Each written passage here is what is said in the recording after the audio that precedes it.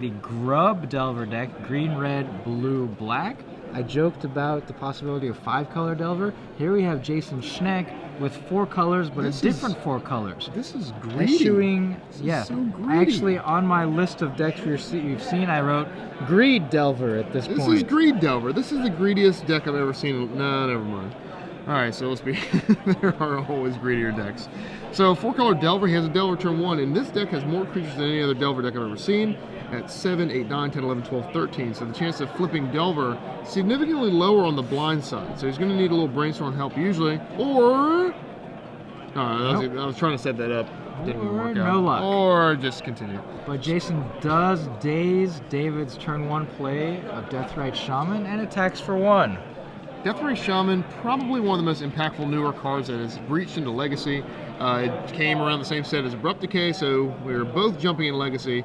And that card, I urge friends to pick playsets and playsets and playsets of both, because the value of those cards is just going to skyrocket. Because look how many decks play these cards. Every other deck has Deathrite Shaman and Abrupt Decay in it, so it's seems that way. Tough to avoid. All right, so in his 5 or 4-color Delver deck, he's got Abrupt Decay, he's got Tarmogoyf, and then he plays a Geist of St. Traff, and then at some point he wants a Thoughtseize, so he's doing it all. That's the greedy part there, the Geist of St. Traff. He doesn't have any Wasteland here. Oh, he has 3 Wasteland here too. Give me a break. Give me a break. Punish this man. He's made it this far. Oh wow, so Jason doesn't really... Is Jason winning in at 6 and 2? Well, these gentlemen both... David's definitely winning in at 6, 1, and 1, or probably. Jason Schneck is, I don't know, is 7 and 2 going to make it? I guess we'll find out. According to the standings I have, these should actually be reversed. David Barber is 6 and 2, and Jason Schneck is 6, 1, and 1. Okay, all right. So we'll switch that up. We'll get it fixed for you. But even so, is the X and 2 fighting for a top 8 spot here, or is it? He is the tops of the 18 pointers. David Barber is, and he has a 4% advantage in the opponent's match win percentage. Okay, so he's got a good shot then. So let's, reasonable. We'll call this a win and in for all intents and purposes. All right, so Delver flipped with the assistance of the Ponder. We have a second land here. We have Brainstorm. It looks like he's going to go with. Waiting. Thinking. He's thinking about That's his firing off that Thoughtseize, Thoughtseizes. I like brainstorming first, because then you can brainstorm, then shuffle away 2 cards you don't want, and then crack the land and then Thoughtseize. So that way you don't have to Thoughtseize and then waste your fetch land without brainstorming here. Well, he doesn't listen to me. No one listens to me. I knew what was up. You know what's I just want to see David's hand as much as Jason does, so let's just get this over with. Yeah, I would say there's a lot of things I can't do in Magic, but casting Brainstorm, I've been around that block. Most likely going away here. Him to Troc is kind of scary. All right, well he's got the Brainstorm ready, so... Yeah, I still don't like getting him, I guess. You definitely take a Abrupt Decay with a Flip Delver, but you know, I just am upset about the him, that's all. Well, we're gonna sing a little song here. All right, let's sing a song. Give me all your cards. See, or just 2 of them at random. I had a song request, but I'm not going to do it. I'm just going to keep my voice. I don't want you guys to, I don't want to, you know, put you to shame with my voice. I have a voice of an angel. Oh, really? You heard me at the bar last night, right? At the pub? Oh, that was terrible. He's saying, oh, come on now. Goodness gracious.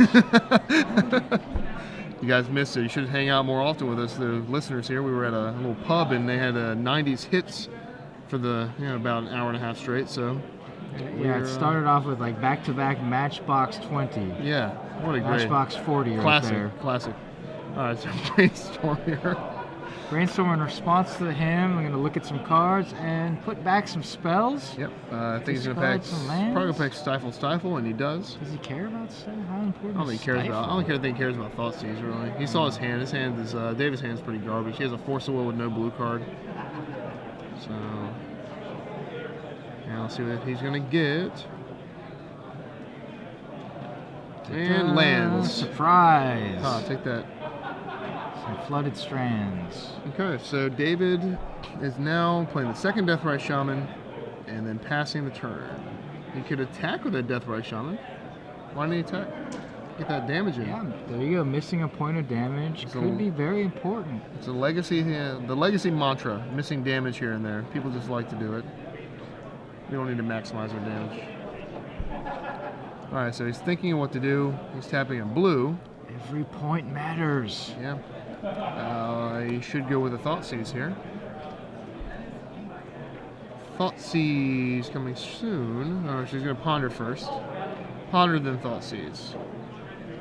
And it reveals the Stifle again. Yeah, there's that Stifle he put back. Now that there are 2 Deathrite Shamans, we may get into a racing situation here where, well, I was going to say the Stifle could make a difference in stopping a Deathrite activation. Jason decides, nah, toss him back, and he accidentally shuffled half of his deck upside down, so he's going to go through quick and fix it up. I like that. Can't stand when my cards are upside down. Yeah. No. Gives me the willies. It gives you the heebie-jeebies. The Jeepers Creepers. Even.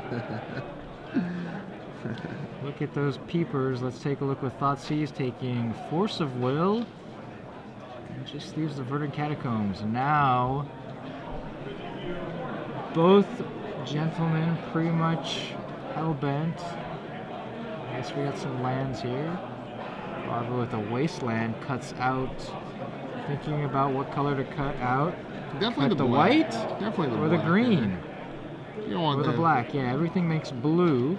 Cuts the white. Okay, well, says, I'm not sure what you're playing the white for. Problem is, these decks have 4 Abrupt Decay, so definitely the green or black is the cards you want. Because Abrupt Decay is the threatening card. And Tarmogoyf, huge card in this matchup as well. The white, it's not so much there. Not so much there. Yeah. I might have gone for the Tropical Island. Yeah, I can't, Tarmogoyf. I can't fault you either way. I would take one of the other lands, but... And Wasteland here, I think he drew Abrupt Decay too, so I think he drew the actual card we were jesting about. Jason Schneck fires back with a Wasteland on Bayou. Easy choice for him, Bayou versus 2 Underground Seas. Okay, so I think he has Abrupt Decay. No need to use it now. David Barber is going to start draining 2 points at a time. That's the, is that the drain sound? Yeah, we need sound. I would love a soundboard. Yeah, exactly. I'd love to have a soundboard. Let's go ahead and we'll email the powers that be, and we'll get our soundboard. Then I wouldn't have to do all my own sound effects. Right? Yeah. Yeah, we can have all the best from all the '80s movies that you love and adore, all the Top Gun quotes you could want on the soundboard. Jason Schneck. I do like Top Gun, though. It's a good movie. He's got... His sleeves are a mess. If he makes the top 8 here, he should switch his... He should re-sleeve his deck. I mean, I can't talk, but... So what other hot movies do you like besides Top Gun? Are you like a Pulp Fiction guy, all those kind of... No. 90s, not Tarantino at all. No, you're not a Tarantino guy? No, I mean, I'm 80s. Top Gun was 1986. Someone tweeted that yesterday. I know. I actually, if you've ever been to all San the Diego... Ghostbusters were 80s that you kept quoting. You like Ghostbusters? If you've ever been to San Diego, the bar there, it's like a Kansas City barbecue bar in San Diego, is where they filmed a lot of the scenes for Top Gun. And after Grand Prix San Diego this year, some judges and I went there. I didn't even know this was the actual bar, but they had a bunch of photos and they had some descriptions, and I was like, oh, fantastic. Yeah. And all of my friends are like, what's Top Gun? What's Top Gun? I don't understand. What? Yeah. Oh, well. And David Barber lands a Tarmogoyf. So the life totals have been shrinking here. There you go. How big is this Tarmogoyf? Count it up for us. We'll find out here. I've had students ask me who Dave Chappelle was when I did a Dave Chappelle quote. And that upset me a little bit because that's only like 10 years ago. But your students are teenagers. Yeah, that's true. I shouldn't probably be talking about Dave Chappelle. 4-5. So we have a plated worm on the battlefield. Get him. Problem is, Jason's life total is not exactly healthy. No, I mean, that Tarmogoyf immediately puts him under threat of death here at 6 life. Yeah, so he went from having... But what are you going to do, chump block? I mean, if you have to, but... If you have to, you have to, but... It's not a great position. No, he's definitely hurting right now. I would just, rather than chump block here, I would just attack. Yeah, go out with some dignity. I like it. And just make David like go crazy. Like, well, what do you have? Yeah. Nothing. I got nothing. Yeah. Why did you chump block? I don't know. Didn't want to. Chump blocking is like the worst thing to do in Magic. It's a bad feeling. That's definitely, you know, the end of the road, if you will. Hitting the old dusty trail. That's it's not good. Not good at all. So Jason, I don't know what's in his hand. Do you see his hand? Can't be anything relevant because it was a creature. He just attack, plays creature, and chump block. So I think he's just. It's pretty easy. There's a red pill and a blue pill. You attack or you chump block. Yeah, here comes the attack. And he attacks. I don't know which that is, though. Is that the good one or the bad one for him? We'll find out. Drain for 2. Stifle. That's not going to do anything because he can untap and drain again. Yeah. Unless he has another. No, he has a Stifle? land. He has a land in his hand. I saw it. Another Stifle? Does he have it? No, he has a land. Okay. I like his play. I like the attack there. You got to try because you're not going to win if you're just throwing your Flip Delver into that. So yeah, because you don't have a 1-card answer that deals with Tarmogoyf and Deathrite Shaman, right? So they were both threats. And we've seen the lack of, you know, oomph that Stifle's had in a couple matches on camera now. Yeah. And it's funny because the last time that happened, not 1, not 2, but about, 5,000 Legacy players all said Stifle is unplayable and took it all out of their decks. And then the Grand Prix came along where Entomb was unbanned, or Grizzlebrand came out and everyone was playing Reanimator. And a friend of mine, Daryl, who top forward with 4 Stifle when everybody said it was not very good, top forward that Grand Prix. And then after that, people gradually started coming on. And now you're a fool if you don't run 4 Stifle. It's funny how Legacy goes.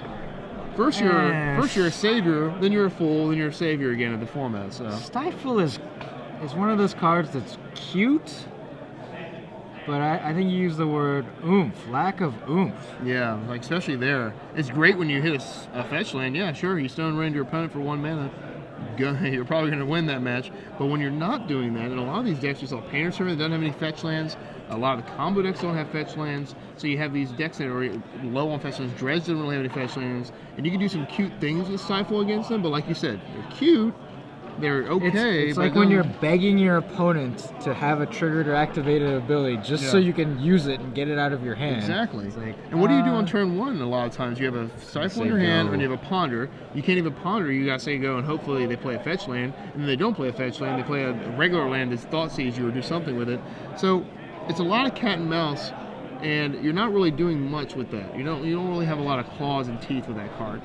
So is it cat and mouse or is it mouse and elephant? The mouse scares elephants, don't they? Yeah. Oh. So maybe that doesn't work. No, yeah, I think the elephants are scared of those. I was thinking the elephant would just step on the mouse, but for some reason in this relationship, the elephant. I was thinking the elephant. We were talking earlier about cards like Tombstalker that just come over the top and are ridiculously large. And people don't know how to deal with it. Yeah. But then in this case, Stifle the mouse is like a mighty dwarf or a horse. Oh, there's a nerd reference for you, huh? Dwarves are scared of horses. Did you know that? No. Why would they be? Because they're big and scary. They don't like them. They don't like being off the ground. It's lore. It's true. Trust me. Okay. I've done my dwarf research. I know. Well, I have done my. Yeah. I got nothing for you, JRR. So sideboards. The 4-color Greed Delver deck. Jason Schneck. What is he gonna bring in here against a fairly traditional bug list? He's got some more Abrupt Decays, a Source of Plowshares, a Jite, decent for creature matchups, Misdirection, Force of Will. It's just a mishmash. Oh, there we go, Rest in Peace. There we go. Take that Tarmogoyf, take that Deathrite Shaman. So when you do that, I don't know, you're supposed to take out your own Deathrite Shamans? There's always been the Tarmogoyfs? weird scenario, and this happens more in Standard back in the day when you had the Reanimator deck in Standard with Deathrite Shamans, board the Deathrite Shamans in against control decks, knowing the control decks you're going to board in Rest in Peace, and it kind of blanks it, so I don't know. I don't like having cards like that. It's the reason why I don't play Rest in Peace is because I still play 3 Snapcaster Mage. So I'd rather play Snapcaster with Graveyard Hate that I targeted with. And I, for some reason, just blanked on it. Relic of Regenerative. The 0 mana one, the Phyrexian mana one. Oh, you're talking about the black spell. Yes. Cranial Surgical extraction. Thank you. God, I don't know what happened there. See, that's how long it's been since I played Legacy. When did I play Legacy? When was Somerset? Summer? That was end of July. End of July. So that's the last time I played a game of Legacy. Played 3 matches of it, or 4 matches of it. And then the time before I played Legacy again was in the Invitational before that. Shaheen, you got to get out and play more. Yeah, I do. Have I played? See, I've played Sanctioned Magic more recently than you. You probably have. I am playing in 2 weeks, and then I'm going to be playing in the Classic in Virginia Beach.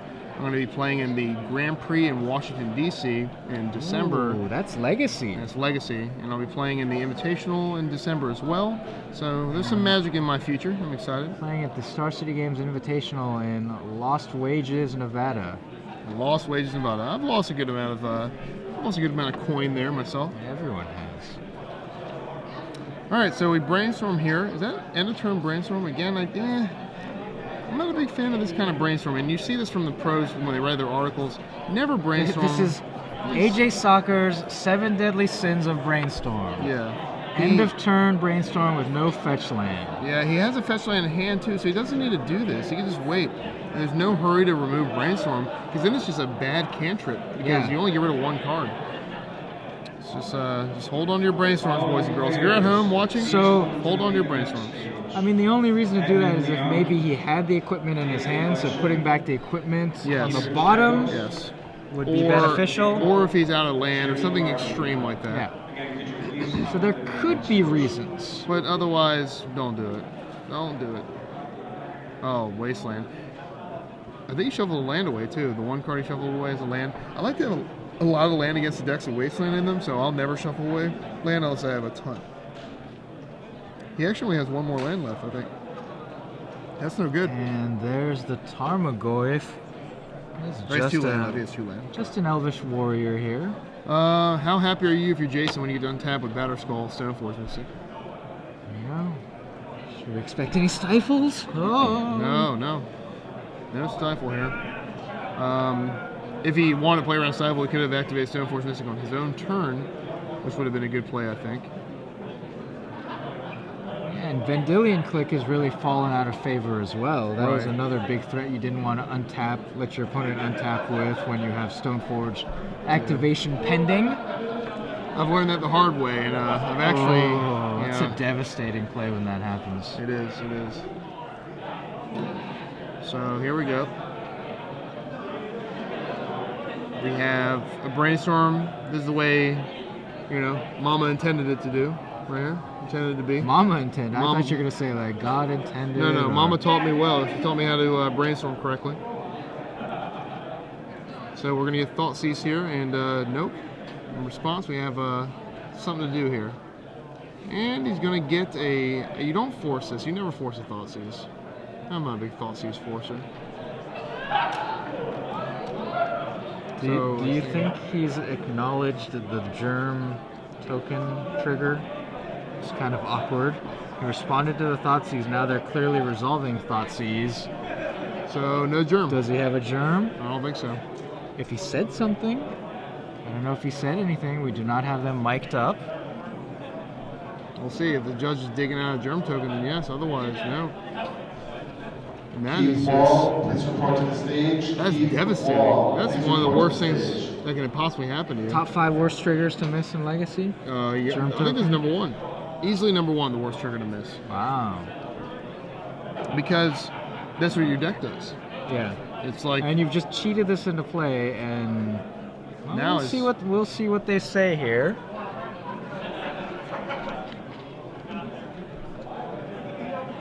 Jason Schneck down a game, having the God draw, which is Stoneforge Mystic on turn 2. That's the God draw. That's the God draw. That's all you need. And now, all for naught if this germ isn't in play. How big is Tarmogoyf now? 3-4, and he gets to attack? Southern Elephant. No, not Southern Elephant. Bigger than that. Okay, Leatherback Baloth. Yep. Crash. Wow, that's a good card for Devotion to Green. Oh, Weatherback Balo. Oh, and all the Deuses of Calamity and all those someone guys, mentioned that. Yeah. The 5 color or 5 mana. You can hybrid double guys. devote with one card. Yeah. Double devote. Actually, I don't know if you remember the deck all in red from Extended. Oh, Remember that deck where they would Deuce just of Calamity and the other one, the red-black one. They're like ritual. They would go land, Simian Spirit Guide, produce 3 or 5 red mana, and then play a Deus on turn 1. So he's indicating an attack there with Batterskull. We have to talk to the spotter and see if we have a germ token here. Yeah. We're getting a report that yes, he did miss the trigger, did not in any way acknowledge the germ generation for the Batterskull. I feel more like an anarchist of Magic when I see something like that. What do you mean? I know it's the You rules. rage? Just give the man a germ token. I know you can't. I mean, David can choose to if he wants. Give the man a germ token. He needs it. Let's have a real game of Magic. See, things like this are going to be when they delete live Magic and make it all online for us. When we're controlled in the Matrix and we have to sit at home and wake up. Then you can have things like Nixthos Shrine of Nyx not trigger Burning Earth. This is a noted bug that people have seen. Well, no, when they use the Devotion mana ability, it's not triggering the damage from Burning Earth. It should. The computer verse will be perfect by then. Oh, so, yeah, of course. There'll be no glitches in the Matrix. Of course. Yeah. We all know that Magic Online is a perfect program. It is. It is. All right, so Abrupt Decay on the Leatherback Baloth. Do you like playing this Delver here? I think I'd hold it for Force Will. He's already have enough on board anyway. Like I think I like forcing it. We'll see what happens. I bet you he's gonna wish he had that Force Will, because that Abrupt Decay is necessary for this. I think he's gonna need that to kill that Delver, unless he flips his own Delver. Could flip his own Delver. Could get lucky and keep the Abrupt Decay. Oh man, he would losing the Squire and Force Will here would just be the best, right? All right. Please don't hit the Abrupt Decay is what Jason's telling himself. He's like, I cannot believe I missed that trigger. This game would have been over if I didn't miss that trigger. What are you going to do against... See, just say which one you're going to keep when there's 3. No need to roll twice. Just say keep the one I roll. Right. So what Jason can do here is, at the end of turn, return his Batterskull to his hand, and then replay it with his Stoneforge Mystic. So. No, David Barber using a Wasteland to cut off the Tundra. Oh, but Jason flips his Delver. I was close to drawing that card. Very close to drawing it. Jason's going to slow it down a little bit. Basically, it was en route to his hand, and he flipped it upside down, so be very careful. But Jason decides to race. I like the race here only because... the Deathrite Shaman certainly is a problem either way, whether you hold back or race. Well, actually thinking about it, if he races here, he's going to lose the race, obviously. But I guess Jason's thinking, well, if he has a removal spell, then, I'm not getting any damage in, and I'm going to be left here in the dust here. And look what card we noticed not doing anything again. It's Stifle this hand. Yeah, what is he? He's going to stifle... He can now he can stifle the Verdant Catacombs. It's so... Yeah, I mean, who cares, right? At this point? Because with Deathrite Shaman, you don't... stifling a fetch land now doesn't really actually do too much. You can easily just recover that. Oh, man. Can't stifle that. Big old tombs. Can't stifle that one. Unstifleable. There you see Tombstalker, the 5/5 flyer with Delve, costs 8 mana, but I don't think anyone in the history of Legacy has ever actually paid 8 mana to cast a spell. Delve reduces the cost for each card in your graveyard you exile, so it can cost as little as black. Yeah. It's definitely something where, again, the fragile piece. How many times am I going to say that tonight? At least 5 or 6 times. That is the 15th time you've 15th, said yeah. it. Tombstalker is a threat to the stability of Legacy. We're not equipped to deal with 5/5 flyers. It's just there's no. should. Yeah, it's just we're not changing. We won't go. For the throat. No, Some we won't players go. play. Nah. Swords to Plowshares. No thanks. No, thank you. Jason Schneck with a Deathrite Shaman. All right, so draw here. Let's see what we got. I didn't see the card, so I'm not sure. All right, so race no more, right? And now because he didn't block that one turn, he's actually put himself in a one-turn clock with the Tombstalker. So things have backfired a little bit. And the Deathrite Shaman. This game would have been completely different if Batterskull Trigger wasn't missing. Jason knows that. You can see the kind of despair he's playing with right now. I would just be very sad as well. Yeah, and we have a Twitter comment. You can join the conversation at hashtag SCGMKE you see down there. Sam at the Craven One says, missing a living weapon trigger in a Stoneforge deck is like forgetting to wear pants to the tournament. But what if you're not, well, we mentioned earlier that neither Ricky or I, we wear pants in the booth for comfort purposes. Well, I guess I missed my Stoneforge, my germ trigger as well. So Jason, let's not talk about our wardrobes. Oh yeah, so Jason Please. loses this 2-0. There's a bit of a draft. It's a little chilly in here. So David Congratulations. Barber wins. And I don't know, he looks like he's going to top 8, so Jason again. Yeah, he goes to 7-2. He had the highest breakers. Nothing worse than the mistake made with the top 8 on the line. But hey, it happens to all of us. A lot of us are in that situation where we have everything ready for us, and all the pieces of the puzzle are coming together, and then we goof.